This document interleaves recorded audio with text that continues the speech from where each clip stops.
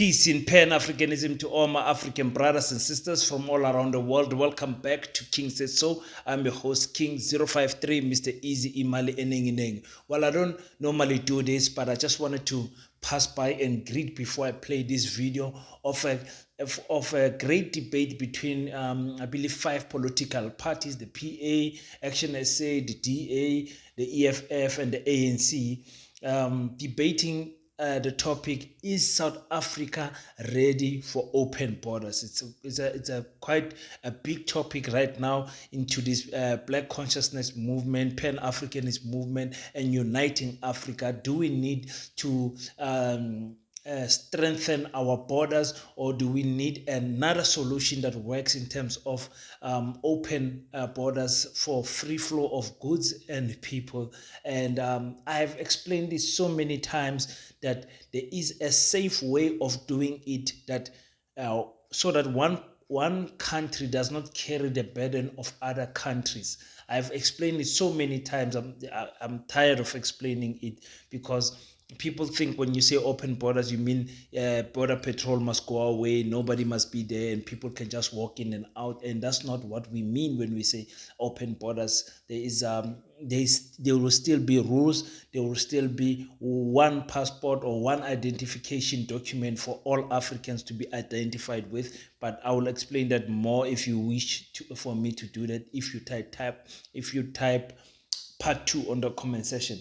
Another thing is, I love how the different political parties engage in this, even though some of them are really, I think they are just decampaigning themselves with their the way they reason. It's amazing how Gayton McKenzie thinks, how he reasons. I feel sorry for my colored brothers and sisters. By the way, you colored people are black people anyways. But anyway, let me just play that. I hope you guys will enjoy the debate. I just wanted to come in and say hello before I play the whole video. Thank you so much. Enjoy. I'll see you guys next time. Peace. So those questions from this round going to the ANC and the EFF. Dr. Motsoaledi, let me start with you in terms of what was posed to you. Sakina, Nazi Spani has got nothing to do with the immigration problem. That has brought us here. And I think it will be better to ask this question to the Premier of Gauteng, for the simple reason that,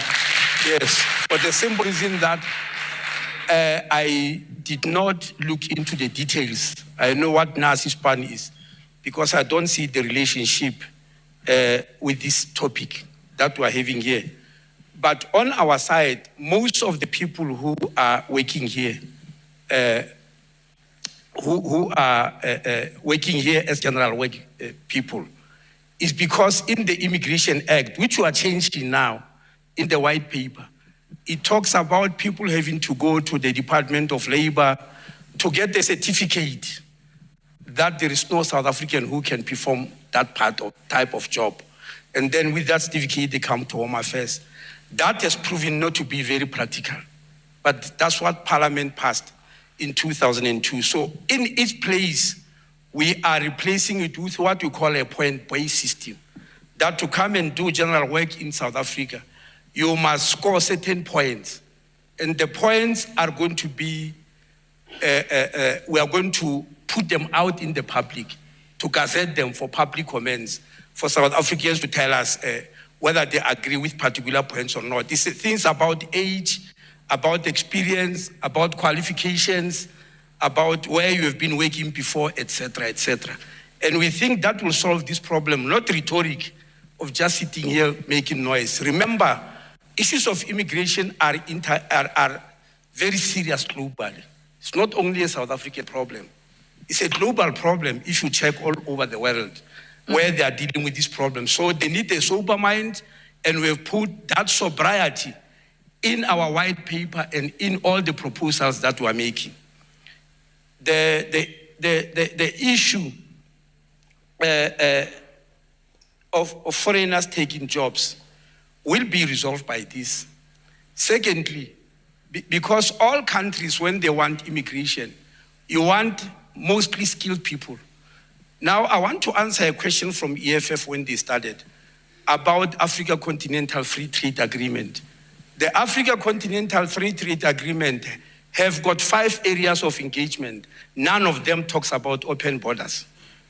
They are talking about goods moving freely through borders, people moving freely through borders, but with documentation. Certain tariffs being reduced, and certain goods not being taxed, etc. That's Africa Continental Free Trade Agreement. All right. We are trading with each other. And so it's a misnomer to say it means there must be no border. It's not true at all. Just a quick question before I move on to Mr. Manyi, Dr. Motsoaledi. With regard to the white paper, and regardless of what provisions government comes up with, how is that? You spoke about the practicality of it. So how are you going to give effect to it if you do not have the necessary capacity in the relevant departments to actually police this? No, we are building capacity. If you look at the Vulindlela project, which was done by Mavuso Msimang, asked by the president to review our visas, he talks about this issue of capacity at both the personnel and technology level. Now, what I'm saying about the Immigration Act today, which is in Regulation 18 of the Immigration Act, I am not saying we lack capacity. I'm saying it's impractical. What has been put there, which was passed by Parliament, is not easy, even if you have got staff. Because as I'm saying, let me explain again. It says anybody who must come and do general work, even with documentation, must go to the Department of Labor, and the prospective employer must prove that a search was made in the country and no South African has been found who can do that job. We are talking here of general work, which includes domestic work, hospitality, agriculture in farms. You can't come and prove that I looked all over South Africa, I couldn't find a domestic worker. No, we can't. Yeah, so and we're going to go to the offices and we may or may not find people there. It's impractical. That's why we are changing it. Correct. In Home Affairs now. Mr. Manyi? Thank you. Very briefly, Nasis is just a scam. What Panyaza has done there, is just consolidated a lot of already existing vacancies in other departments and put them into this thing and call it Nasis. So there's no new jobs that have been created. It's just a filling of vacancies. So it's just a scam. Moving forward, the issue of the, I think I heard something about cyber trade and all of that. And I wasn't sure how the installation of borders is going to stop cyber trade unless we are misunderstanding each other. Because as things stand, cyber trade with or without borders will happen and all of that. So I just didn't understand the question. But be that as it may, the EFF is talking about one passport for Africa. I must remember, we said we are eagles, not chickens. So we're seeing the continent as a whole. This is who we are. As eagles, we're seeing the whole continent, we're seeing one passport. When we have a passport, that means you are documented. So this notion that the EFF is supporting illegality must fall. There's no such a thing. When we say one passport, how can you have a passport without being known who you are? It's just a fallacy. What we are saying is that we must not live our lives in terms of the dictates of the imperialists. If you go to Europe, this nonsense of these borders that are dealing with us here is not existent in Europe. I was personally in France. I took a train from France to Switzerland. I was not asked one thing about a passport from one country to another. That happens. So all we are saying is that we must see Africa as a whole and not just see these little things like a chicken mentality. We must get rid of that. We must see,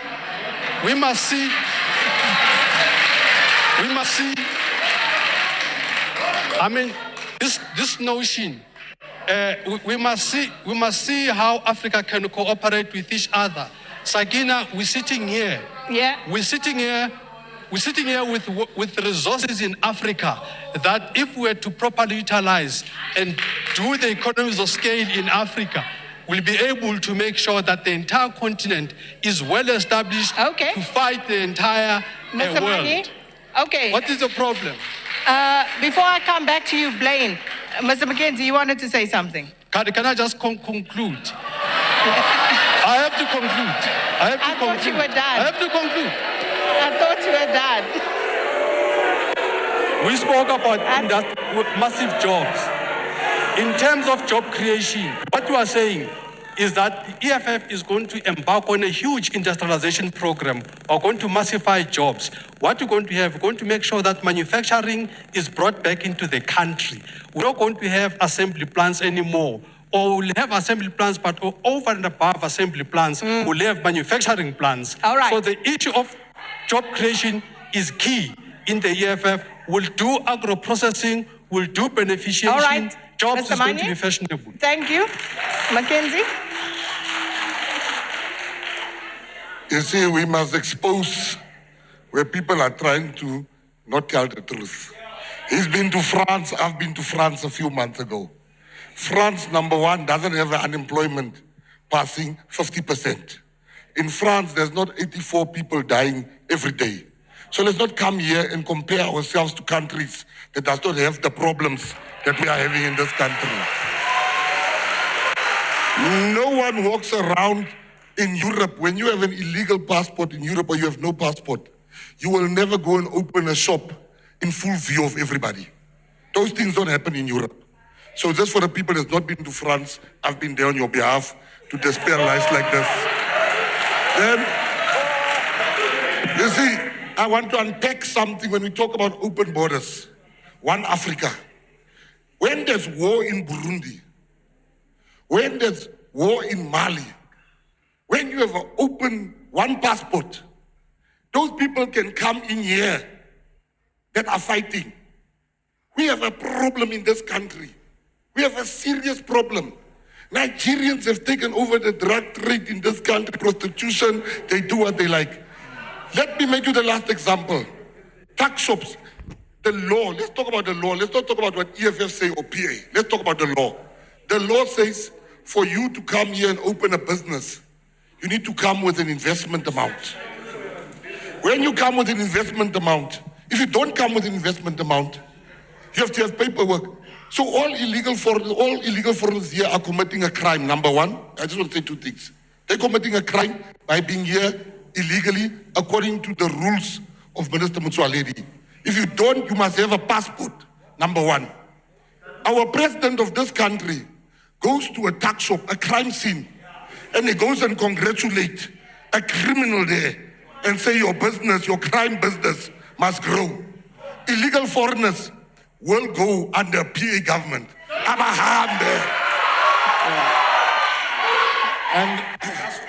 Funzi Ngobeni, hold that thought. We need to take a break. We're going to come back. We'll give you and Adrian Roos an opportunity, and then we'll go back to our audience for more questions. But for now, let's take a quick break. Two things. Let's understand as we are sitting here that we are not an island. We are part of the world. And there are rules. There are rules that have been established on these issues of migration. The United Nations established the International Office on Migrations with rules. The United Nations High Commissioner for Refugees came with a convention in 1951 with 46 articles that governs all these things. The Organization of African Unity, which is now AU, came with rules about refugee and asylum seekers in 1969. So we are not working in a vacuum. I want to respond to Funzi. You know, small knowledge kills at times, especially if you expose it in front of people. Number one, he is talking about something which Sepedin says proposed by Action SA. The critical skills list, we've already reviewed it 3 times. Yeah. We are not waiting for 4 years, Sami. We are not talking about coming to do. We are already reviewing it. So that is out, is ticked. Please subtract it. The problem, then he said there's no problem with the law. I'll refer him tonight. Go and read a judgment done by Cameron, Judge Cameron in the Constitutional Court, which is unanimous judgment, Ruta versus the Minister of Home Affairs. And you read there what is wrong with the laws. I can even refer to chapters, which, I mean, sections which must read like section 10, because Don't shout. Don't shout. I'm giving him facts. I'm actually educating him. Then it's mentioning, yes. There, Judge Cameron is mentioning the contradiction between the Refugee Act passed in 1998 and the Immigration Act passed in 2002. In the white paper, we are showing that the Citizenship Act is actually a replica of the 1949 Act, which you don't want, which was passed during the Union. So there is everything wrong with the Act. Your leader was misleading you. Bring him here for education, and I'll show him all the areas that need the Act to be changed. Thank you. All right. Mr. Manye, and then we have to go to the audience. They have some questions as well. A very important point to make is that the EFF is not a proxy for imperialists. We are here to drive an agenda of South Africa and Africa. We are not here to drive an agenda that is imposed by Europeans here. The issue of industrialization, the east of industrialization, the reason Action SA is trivializing it is because they want to continue to support Europe. This is what they want to do. We want to create jobs here. We want to make sure that there's beneficiation of our minerals. We want to make sure that there's agro-processing that's going to create jobs. The issue of crime. Crime is crime. You must not, when you deal with crime, start to give it a nationality. Crime is crime. It doesn't matter. There is no better crime because it's committed by a South African. Crime is crime. Whoever perpetrates crime must be arrested. This is our position. All right. Mr. McKenzie, hold that thought. Blaine? Yes, again, some have argued that the principle of Pan-Africanism shouldn't promote illegal entry, right? Now, having said that, how do you balance the needs of supporting those who are forced to leave their countries of origin and the local population? Let's get some answers as well as more questions from the audience. Your name is? Hi, my name is Mponya Mate, and I have a question for the ANC. And basically what I've understood is our honorary minister has told us about how the white paper on immigration, citizenship and refugee protection works to change the system and to simplify the visa process. So my question to you is, don't you think that there also needs to be a way to cater for people who are currently stuck in the digital divide, people who do not have access to internet connection, because that's a big hindrance to immigrants who are really trying to work around the e-visa application system? Thank you. Pan-Africanism. They never brought down borders. Which part of Pan-Africanism that says to them, everyone must converge in South Africa? Oh, thank you very much indeed. Just remember that our question is South Africa ready for a borderless continent?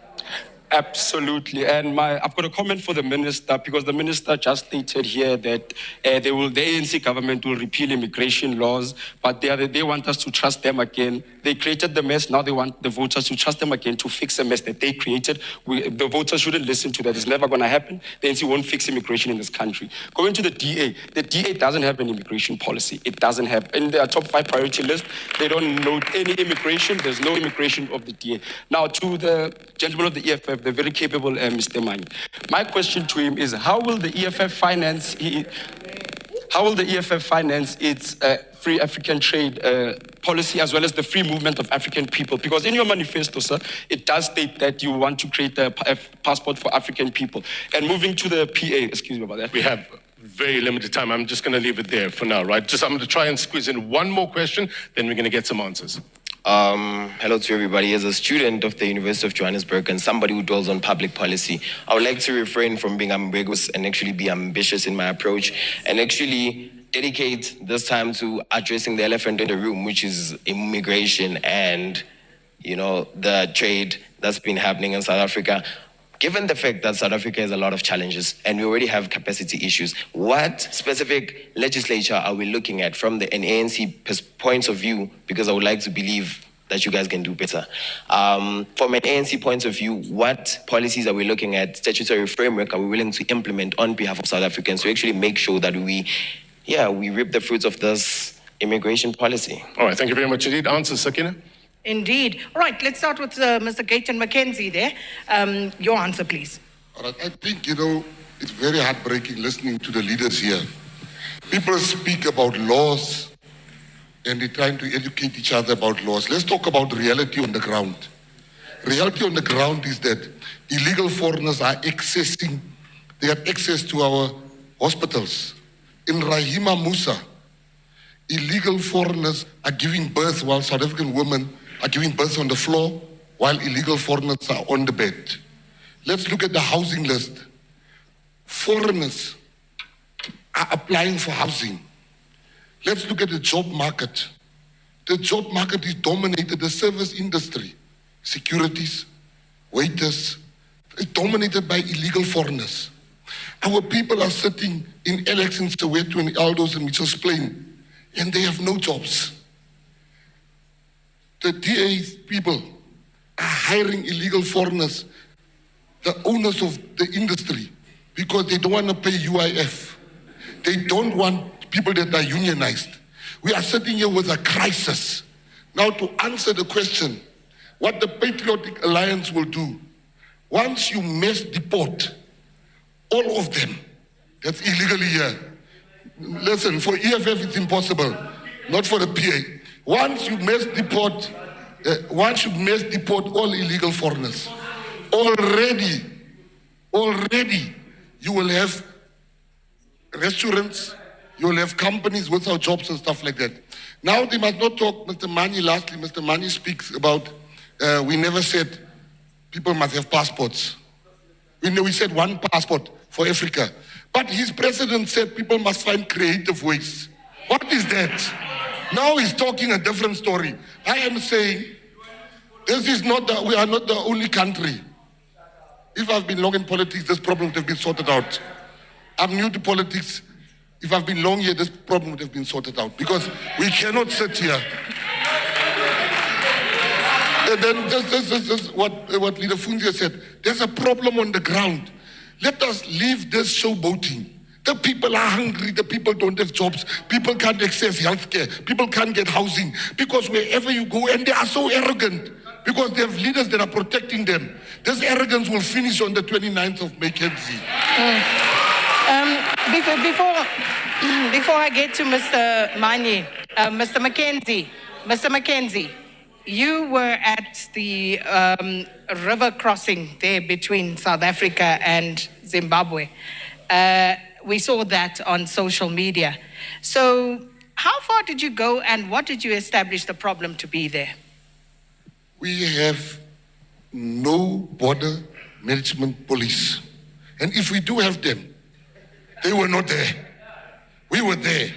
We saw people coming over. Now I want to show you about crime. When you come in and you kill somebody in South Africa, if you are not documented, the cops has no chance in hell to find the person that killed any person. We saw it took an old lady 4.5 minutes, I'm talking about somebody that was 71, to cross from there to South Africa. Now imagine if you have people coming in, they kill people, which is happening in this country, and they go back. We blame the cops because we said, we have hopeless cops. But the cops need to start with fingerprints. These people are undocumented. We found Armageddon there. It's free for all. There's no border at the moment, to be honest with you. Terrorists can come in. Killers can come in. We are saying the only way to stop this thing, you have to construct a wall like in other countries. How long will that wall be? What's the distance of that border? Pardon? What's the distance of that border, Mr. Mackenzie? No. You see, what you are having, you have 220 kilometers that was unsupervised. Now, when I say a wall should be built, I'm not saying a wall should be built in isolation. I am saying a wall should be built with soldiers that are trained. What we're having now, guys, you see, once you've not traveled, you don't see how other countries are serious about fighting crime. Mr. Mani says, they're not falling imperialist and he's going for the imperialist, but he's just talking about how he went to the imperialist state. He's just from France. So also, what did he do in France? All right. And I think Dr. Motsoaledi will answer more to that, but I think if I'm not mistaken, the length of that river, and what needs to be covered is more than 600 kilometers from going all the way through to Botswana as well, coming all the way to the north at Zimbabwe. But Minister Motsoaledi will speak to that. Mr. Manyi? Yeah, very briefly. Firstly, let's deal with these creative ways. You know, at Sakina, the EFF deployed me to the Eastern Cape. I've just seen how creative these young people are going to school.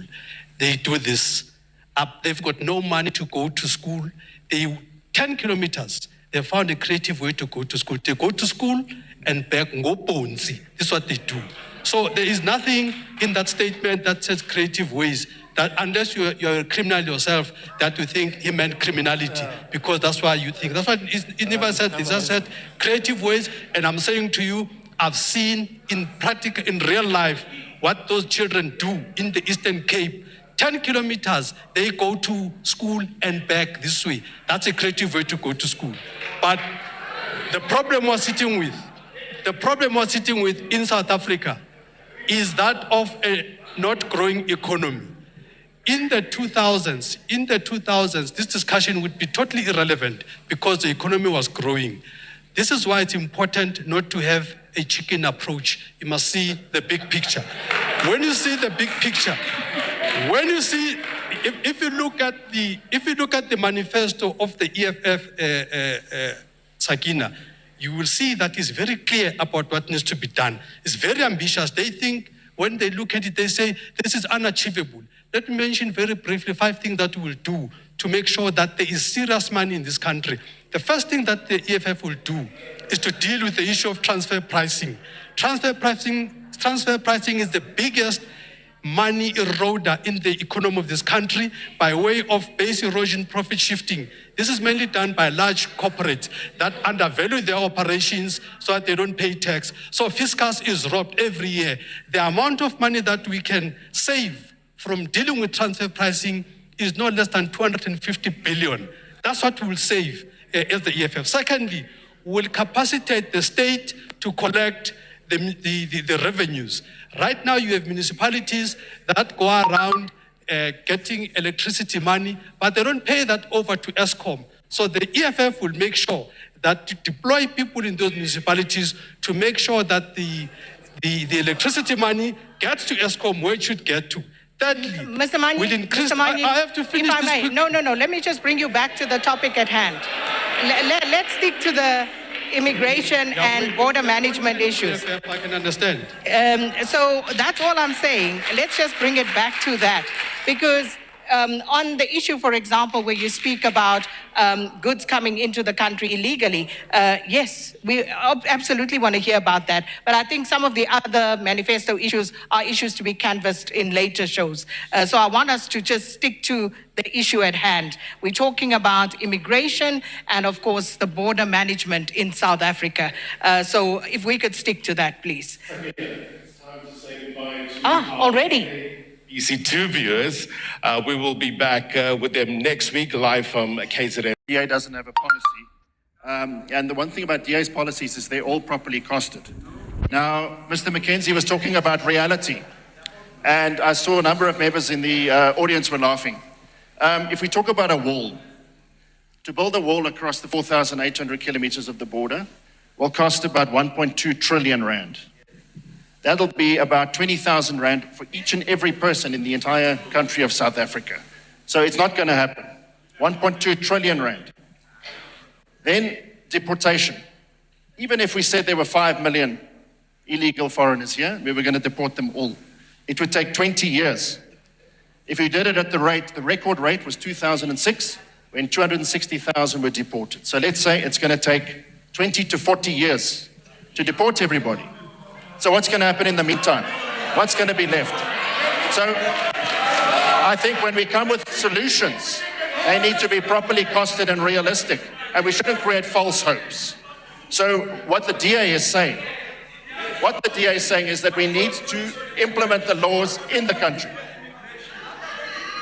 Dr. Motsoaledi? Yes. So we need to implement the laws inside the country and cut corruption, because that is what is happening here. That is why people can waltz through that is why people can...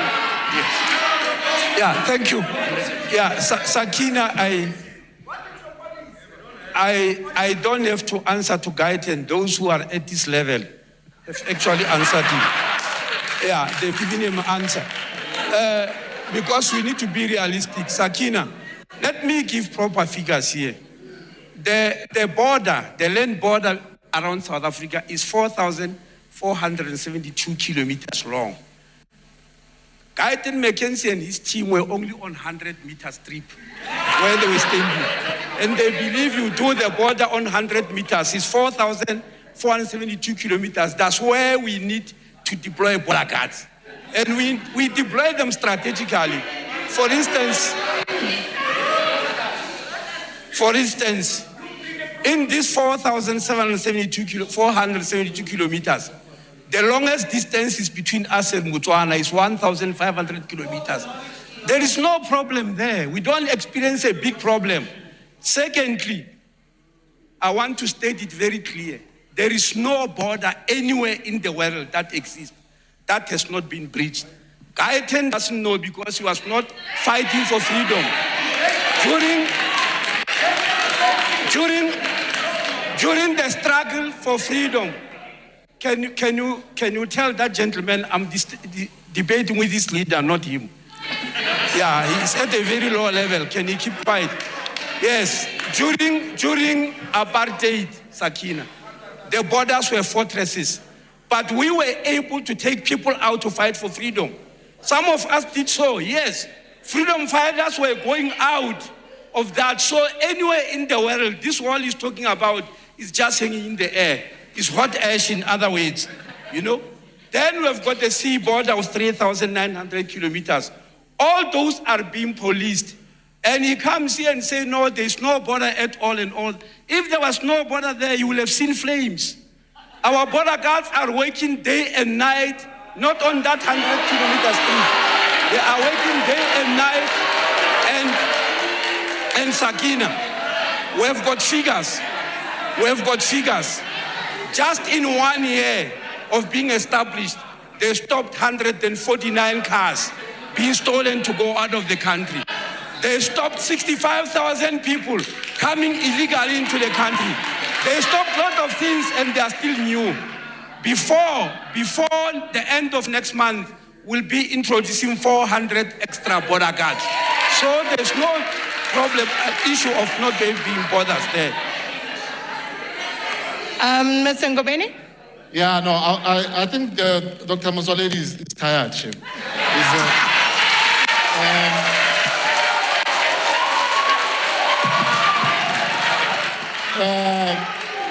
You see, and he's tired, but the arrogance is still there at the top, you know.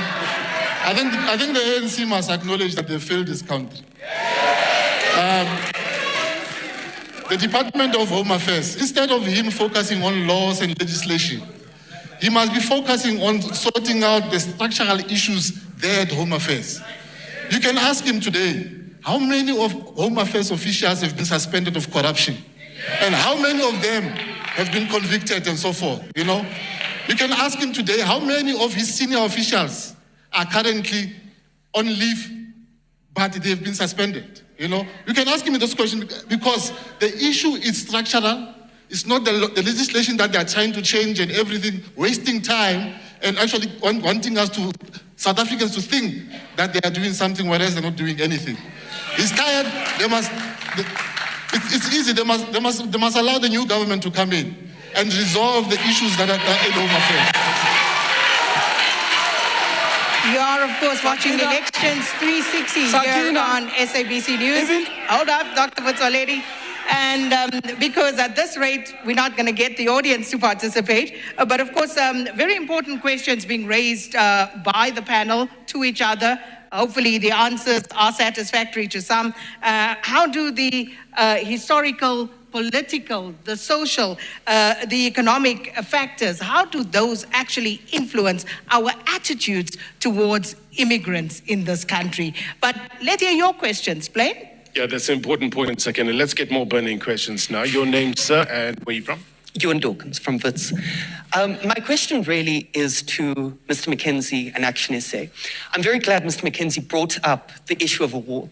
In 2016, Trump came into office with the largest military budget in the world, with the largest economy in the world, and they could not stop immigration. With your admission of our incapacities of the state, how do you believe the state under your control will be able to stop that if the United States couldn't? Secondly, you're very good at analyzing surface level issues, but there's no analysis of why the immigrants are coming in the first place. There's no analysis of US imperialism in Congo, in sanctions on Zimbabwe. Is it because your friends are with the US? And if you come into power, how are you going to solve the issue of them coming in? Thank you very much indeed. Important questions. We're going to get some answers now. Let me go over to the other side. We heard a briefing today as well from the Border Management Authority saying that since the deployment of the border guards, they managed to intercept about 281,000 people that are trying to come in here illegally. Is that good enough? There are still capacity issues. Let's get more questions. Your name and your question. Oh, hi, I'm Elizabeth from Zone 12, Ward 65, Jomodisa branch. So my question goes to my party, my leader there.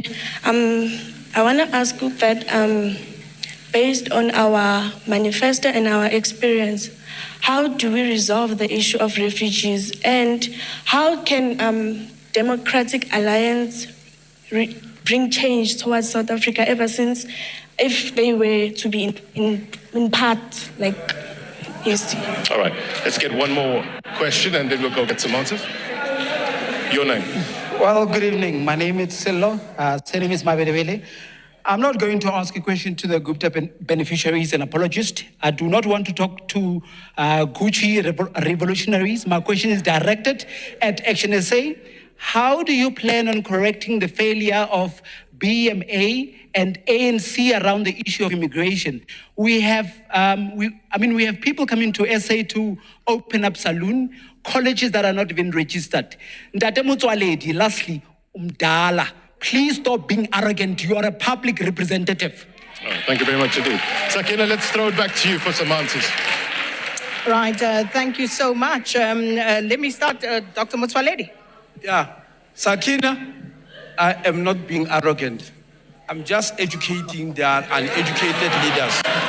You see, there's no way. I've never been arrogant in my life. Firstly, Sakina, whatever new government comes in, it will never be Action SA. Let's underline that. Number two, it will never be.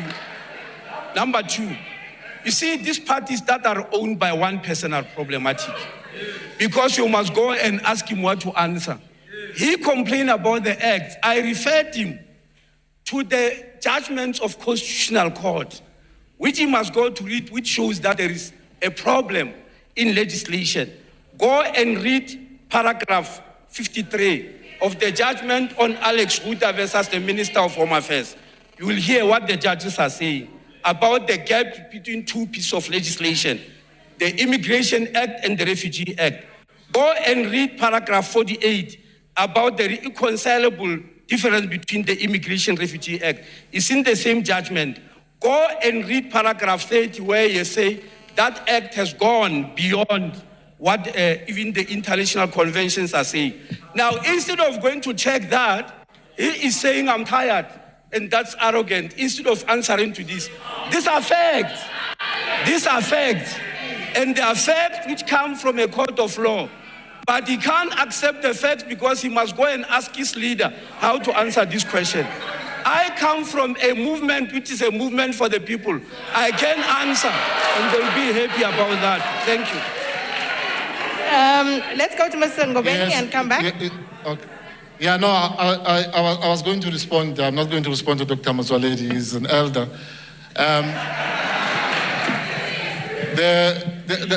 Some of the issues we know that are causing immigration, and you are correctly saying the government of Zimbabwe is also the cause of this. And but this is the government that has been supporting ZANU-PF, even when ZANU-PF was losing elections, you know. And these are the people that have been propping up that government even today. We are saying all those leaders of ZANU-PF will not enter this country once Action SA takes power.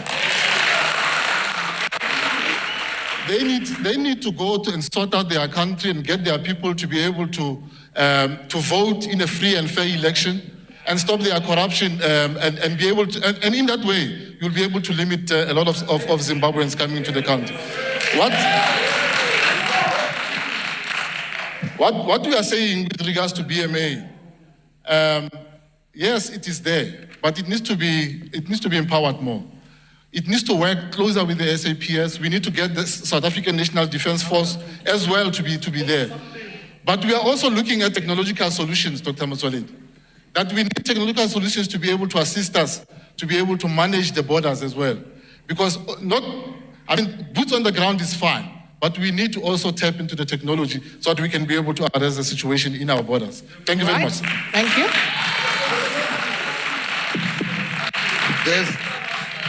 There's few things that I hate, like a person telling me, if that person couldn't get it right, how do you think you're gonna get it right?